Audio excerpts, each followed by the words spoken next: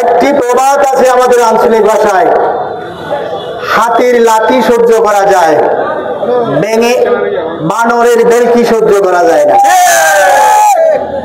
আমার নেতার বিরুদ্ধে কিছু বানর বেলকিবাজি শুরু করেছে। আমার নেতাকে তারা চিনে না। আমার নেতা যখন মন্ত্রী হয়ে এই কক্সবাজারকে 1000 বছর এগিয়ে দিয়েছে, সেই সময় এই বানরগুলো তাদের মায়ের পেটও ছিল না।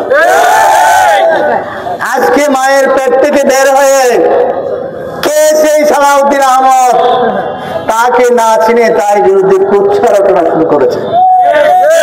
আমি বলি তোমাদের, তোমরা যদি পড়াশোনা করে থাকো, ইউটিউবে দেখো এবং গুগলে দেখো, চার্জ করে সালাউদ্দিন আহমদকে, তার সমস্ত জীবনী পাবে। কোথায় থেকে এসেছে সালাউদ্দিন আহমদ? সালাউদ্দিন আহমদ নিজের থেকে আবিষ্কার হননি। আমরা তাকে আমাদের প্রয়োজনে, কক্সবাজারের মানুষের প্রয়োজনে তাকে আমরা চকরিয়া পেকুয়া এনেছিলাম।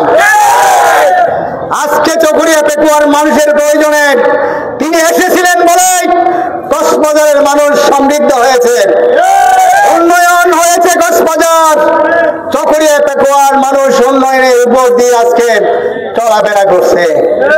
তোমরা পেকুয়ায় থেকে বলতে পারো আমি চকরিয়ায় আসি, বদরকালী থেকে তোমরা বলতে পারো আমি চকরিয়ায় আসি। কেন কেন বলতে পারো?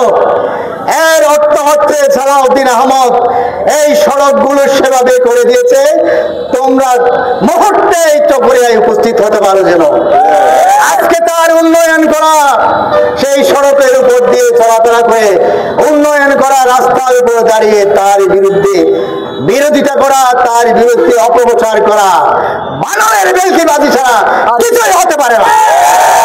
সংগ্রামী ভাইরা, আর কিছু জাতীয় পর্যায়ের বানর আছে, সেই বানরগুলো দেখেছে সালাউদ্দিন আহমদ তারেক রহমানের পরে নেতৃত্ব দিচ্ছে।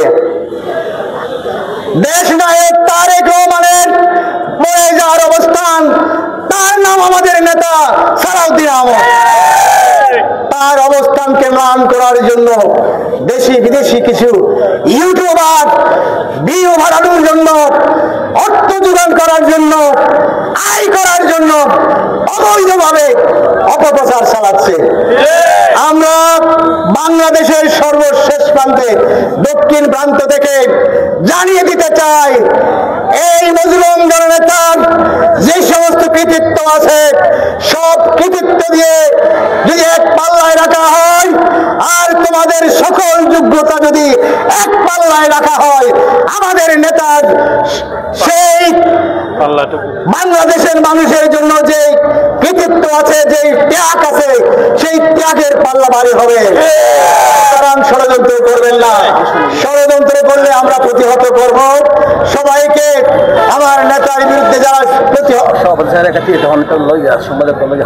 আমাদের নেতার বিরুদ্ধে যারা প্রচার করবে, তাদের বিরুদ্ধে আমরা সবাই একযোগে দাঁত ভাঙা জবাব দেব। এই আহ্বান জানিয়ে আমার বক্তব্য এখানে শেষ করছি।